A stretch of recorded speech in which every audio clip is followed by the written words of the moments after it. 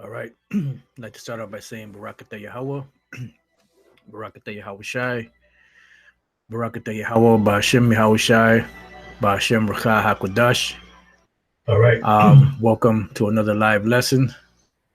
This one entitled The Chariots of Israel, Chariot Sightings. A few days ago, Spirit came upon me to type in on Google the Chariot, UFO, so-called UFO sightings, and a bunch of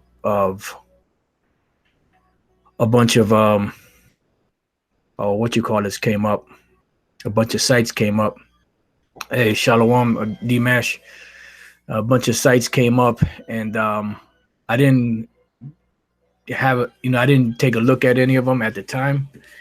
And today, I just happened to glance, and my eye caught something, through the spirit. So I said, you know what? Let me just do a little lesson, kind of an impromptu live show, and kind of go into some precepts on the chariots, because we're coming closer and closer to the end. And the closer we get to the end, the more the sightings of the chariots are going to be, because there's prophecies of all different types and all different manners coming to pass as we speak every day.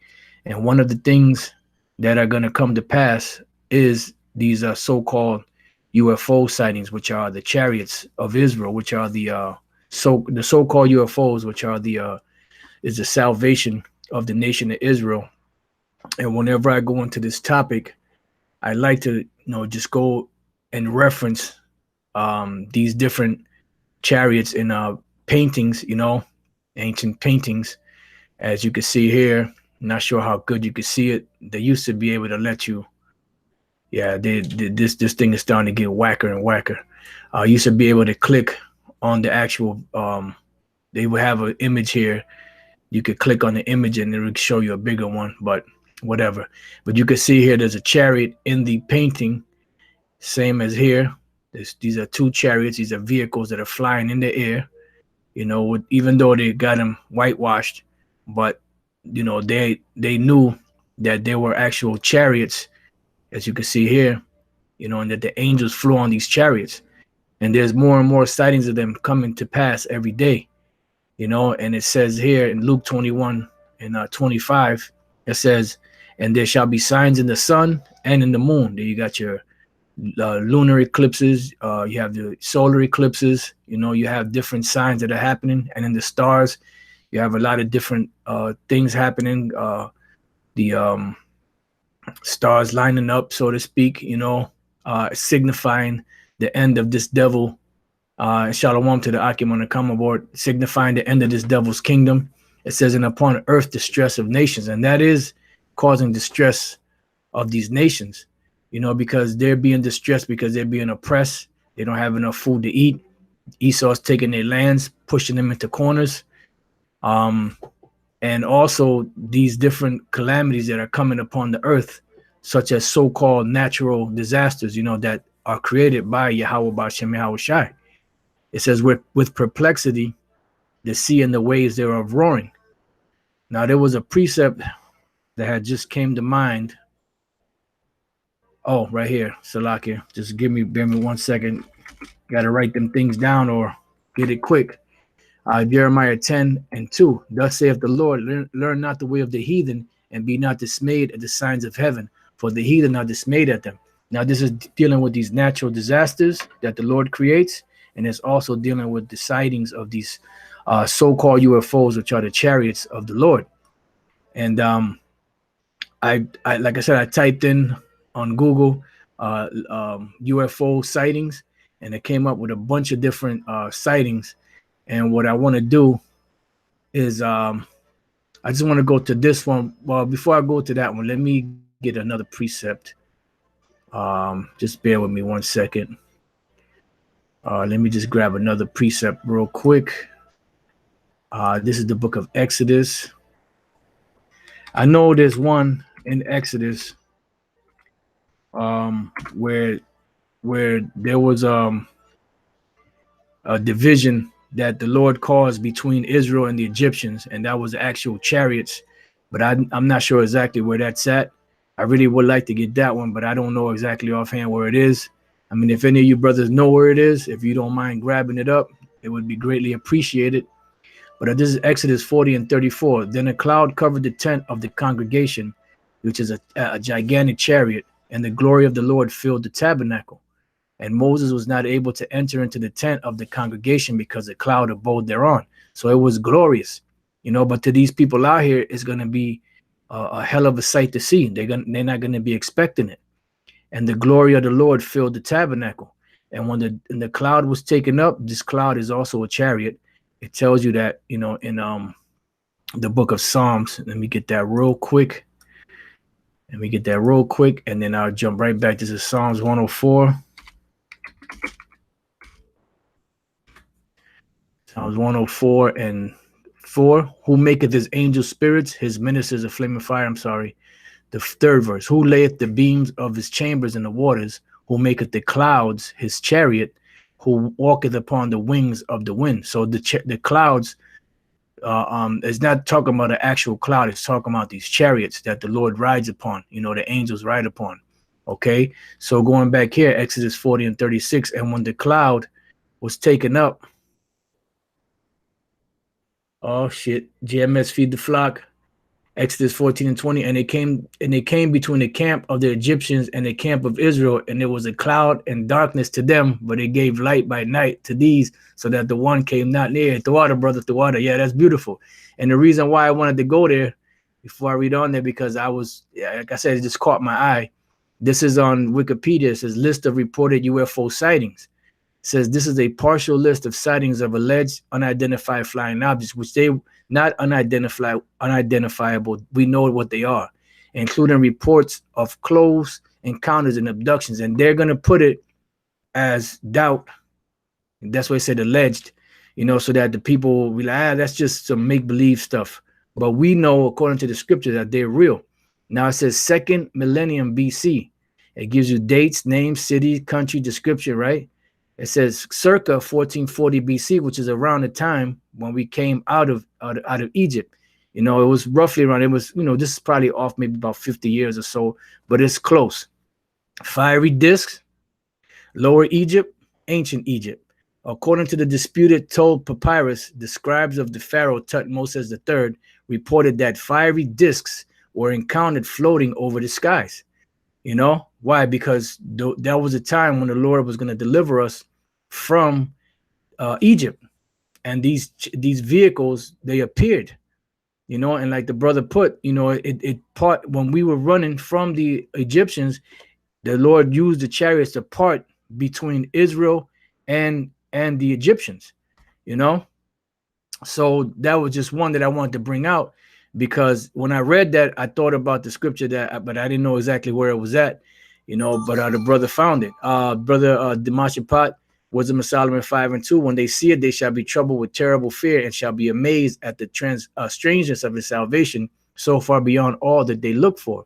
So now going back to Exodus 40 and 36. And when the cloud was taken up from over the tabernacle, the children of Israel went onward in all their journeys. But if the cloud were not taken up, then they journeyed not till the day that it was taken up. For the cloud of the Lord was upon the tabernacle by day, and fire was on it by night. So during the day it was a cloud, and at night it was a fiery flame. Why? Because the lights from the chariots would light up, because remember, we were in the wilderness. There's no light. There were no lampposts. So there had to be something that lit the way for us to see where we were going. Plus, they say usually when you're in the wilderness and you light a fire, that usually keeps the animals away, So, that served the dual purpose. It says in the sight of all the house of Israel throughout all their journeys. Now, this caught my eye because this is National UFO Reporting Center State Report Index for Connecticut. And when I saw that, I said, let me click on it and see what it's saying. So it gives you the different cities. You have Fairfield, Lebanon, Southbury, Watertown, North Haven, Danbury, Coventry, Bolton, Meriden, Shelton, Stonington, so on and so forth. Right? Now, it gives you the duration, the shape, how, you had circles, lights, ovals, fireballs, unknown. Then you give you the duration, 10 minutes, 30 seconds, 20 seconds, 15 seconds. It says, we're looking southwest far into the sky, trying to determine if this is a star or a craft. See? So they're trying to determine if it's a star or a craft. It's a craft, you know, but they're not going to come out straight up and say it. And this was in Fairfield, Connecticut. Bright green light covering northeast horizon of Lebanon, Connecticut. And this happened 3/8/18. This is not too long ago, about a week ago. And this one here, the bright green light covering northeast horizon of Lebanon, Connecticut, was on March the 2nd of this year. Then the next one in South, and that was in Lebanon. Now, Southbury, Watertown, 30 seconds. It says it was a circle shape. Driving eastbound on I-84 in Southbury, noticed odd oval-shaped white object traversing the sky, distance unknown. So it said it was a white-shaped object. So now when you go to Psalms, the 68th chapter, and I believe it's the 13th verse, I'll start at 12. I'm sorry, I start at 13. Though ye have line among the pots, yet shall you be as the wings of a dove covered with silver, because we're going out of here in style. And the chariots are decked out, man. Silver, gold, precious stones, lights. You know, Jake liked to, you know, hook their whip up, right? You know, so we're going out of here in style. Lord's will, we make it out of here. All of us make it out, you know, the hopeful elect. We're going out of here in style. Yet shall you be as the wings of a dove covered with silver, and her feathers with yellow gold. When the Almighty scattered kings in it, it was white as snow and salmon. So this particular sighting, that was a circle, the person said that it was a odd oval-shaped white object traversing the sky, distance unknown. And years ago, when I was working for the bus company, I actually saw like a white oval type something in the sky, and I tried to pull over, but I was on the highway. And by the time I pulled over to look up again, it was gone, you know? So the next one is North Haven. Oh, that was February 22nd, 2018. The next one is January 25th, 2018 in North Haven. It was a circle. Looked out the living room window, seeing a circle hovering over the field to the L of the house. I guess left of the house. Danbury, 1/20/2018. Red craft moved extremely quickly in night sky. 1/17/18. Coventry, Bolton, and these are all in Connecticut. 30 to 45 seconds. It looked like a fireball or a shooting star, and it was just steaming steadily across the dark sky in the early morning. It was visible. All right, and that goes good with the book of Ezekiel, the first chapter, and I believe it's the 4th verse. It says, and I looked, and behold, a whirlwind came out of the north, a great cloud, and a fire enfolding itself, and a brightness was about it, and out of the midst thereof as the color of amber, out of the midst of the fire. So the chariots, the reason why they look like fire is because of the lights, and sometimes they can actually appear as a ball of light, you know, if they want. You know, hey, the Lord could do whatever. If they can make themselves as small as they want and as large as they want, and they could travel faster than lightning, you best believe that they could transform themselves into whatever shape or whatever they want, you know. So this particular individual saw a fireball shooting or a shooting star, but it was really a fireball, and it was steaming steadily across the dark sky. So it was steaming steadily because it was a chariot. It tells you here, where is it? Ezekiel 1:13. As for the likeness of the living creatures, their appearance was like burning coals of fire, and like the appearance of lamps. It went up and down among the living creatures, and the fire was bright, and out of the fire went forth lightning. And the living creatures ran and returned as the appearance of a flash of lightning, because they were moving. They were moving. Matter of fact, when you go to the book of, I don't want to lose this. Let me see. When you go to the book of Genesis, the first chapter, I was just going over this. Lord put the Spirit on me to do a video on the Hebrew, and I was gonna go through this earlier, but I decided just to do the 10 words, And I was going through this verse here in Genesis 1 and 2, and the earth was without form and void, and darkness was upon the face of the deep, and the spirit of the powers moved upon the face of the waters.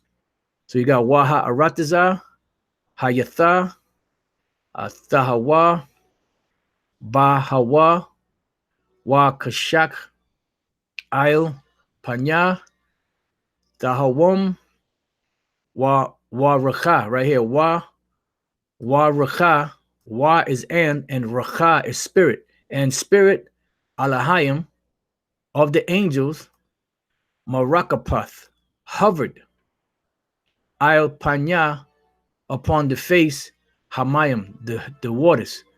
So they hovered across the waters, because the angels, they move, man. They could hover, they could go in slow motion, they can jet, like the speed of light, like it says here in Ezekiel 1:14, and the living creatures ran and returned as the appearance of a flash of lightning. So going back here, this is 1:18. This is our so-called New Year's on Meriden, a fireball, 15 seconds, I guess. Witness provides no information about the sighting, but they said it was a fireball. Next one is 12/28/2017. This was in December of 2017 in Shelton. A circle, very bright round ball, very high in the daytime sky and very bright.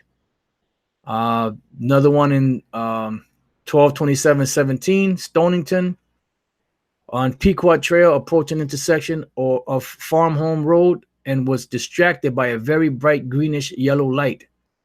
All right. And then you read on, it gives you, like I said, the different cities or towns in Connecticut. And it gives you circle, fast moving blue, white light zoomed off. Driving on I-84 East, just entering Hartford, Connecticut, witnessed through the windshield a bright white almond-shaped object with a black, and it didn't give any more than that. This one is this one is a triangle. Driving home on Ratley Road in West Suffield, my husband and I saw on the left side of the road in a field 3 large triangle objects. Next one says red occasional green dot light in sky, triangle large hovering over above I-84 East exit 72. And Lord's will, I can put this, and you can see it's sighting after sighting after sighting after sighting after sighting after sighting after sighting. And I just scroll down a little bit, and I'm on. This is 2013, and it goes on and on and on. Like Erykah Badu, on and on.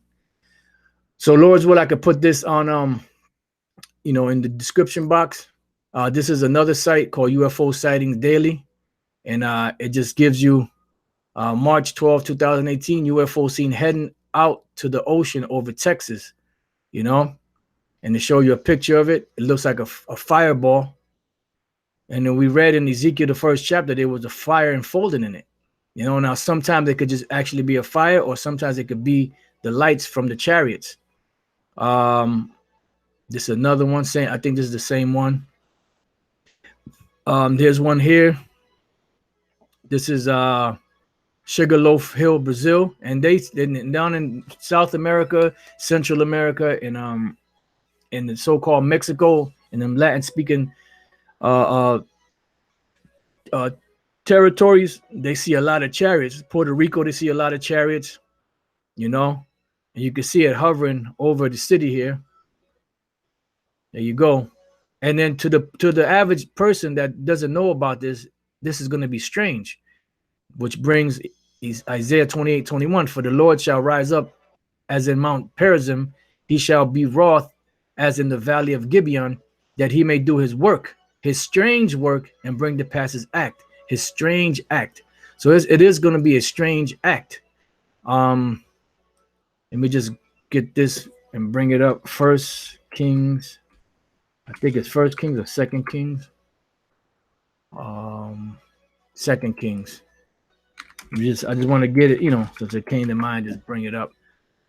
All right, so and that's what the Lord said, be not dismayed at the signs of heaven, for the heathen are dismayed. Why? Because this is our salvation. That's why it says back in Luke, I'm gonna jump back up, but I want to jump down a little further down.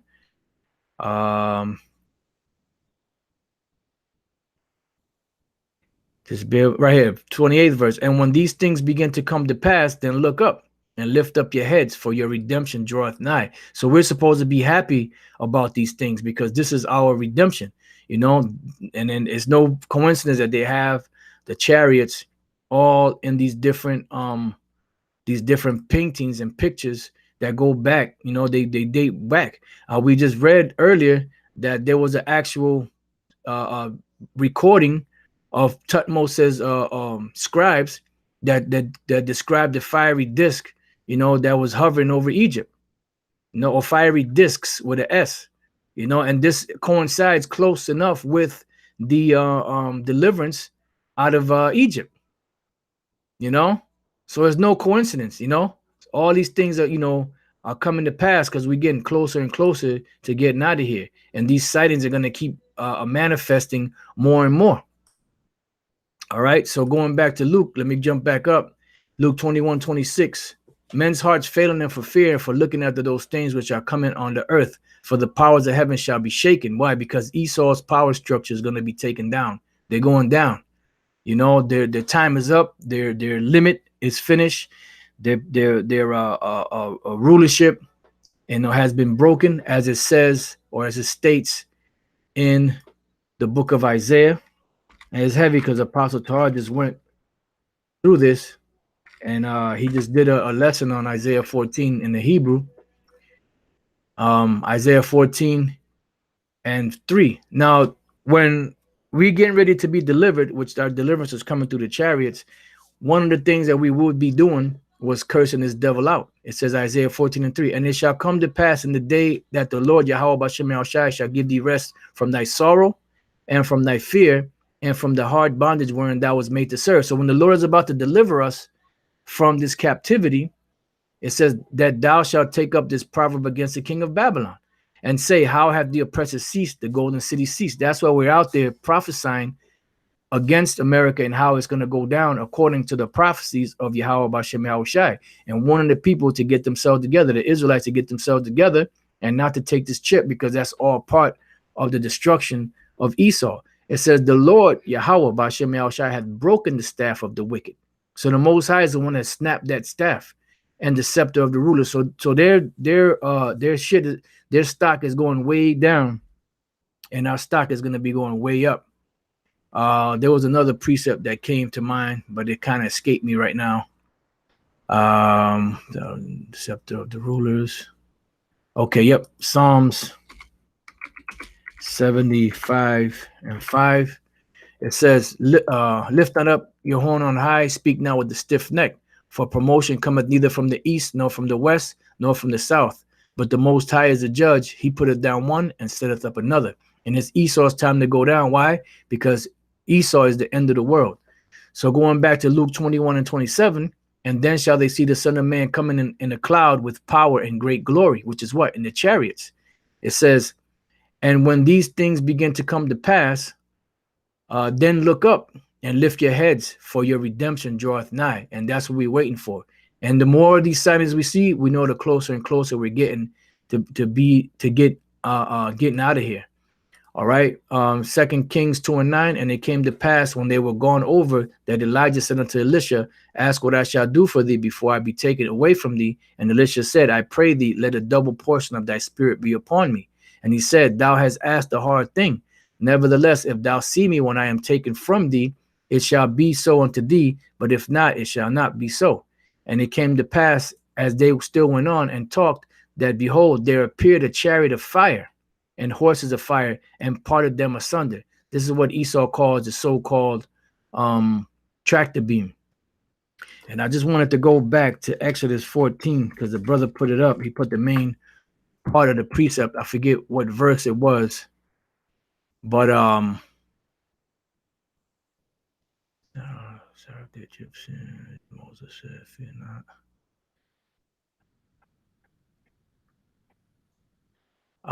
Right here, 14 and 19. Okay, so let me go back here. And it came to pass as they still went on and talked that, behold, there appeared a chariot of fire and horses of fire and parted them both asunder. So it was like a tractor beam that came around Elijah and separated him from Elisha. And it said, and Elijah went up by a whirlwind into heaven. It says, and Elisha saw it, and he cried, my father, the chariot of Israel and the horsemen thereof. And he saw him no more, and he took hold of his own clothes and rent them in two pieces. And that's the reason why Jake in slavery was singing. They were singing about the chariots. You know, swing low, sweet chariot, come forth to carry me home. Because they understood that those vehicles were our deliverance. But at that time, back then, the Lord had took his name away from us. So there was no way for us to really truly call upon his name. That's why he had to set up men to give us those names back. And you have other men that are playing around with those games. You know, so now we have the name, we have the language, we have the doctrine, we have the truth, we have the word. You know, we have our nationality back. And now the Lord is about to deliver us. We prophesied. We told this devil what's going to go down. And before Moses was delivered, what did Moses do? He went to Pharaoh and told Pharaoh, let the Lord's people go, or the Lord's going to judge you. And that's the same thing that's happening now. All right. Revelation. I'm sorry, before I read that, let me read this one in Exodus 14:9. And the angel of the Most High, which went before the camp of Israel, removed and went behind them. And the pillar of the cloud went before their face and stood behind them. And it came between the camp of the Egyptians and the camp of Israel. So the angel, the chariot, separated us from the Egyptians.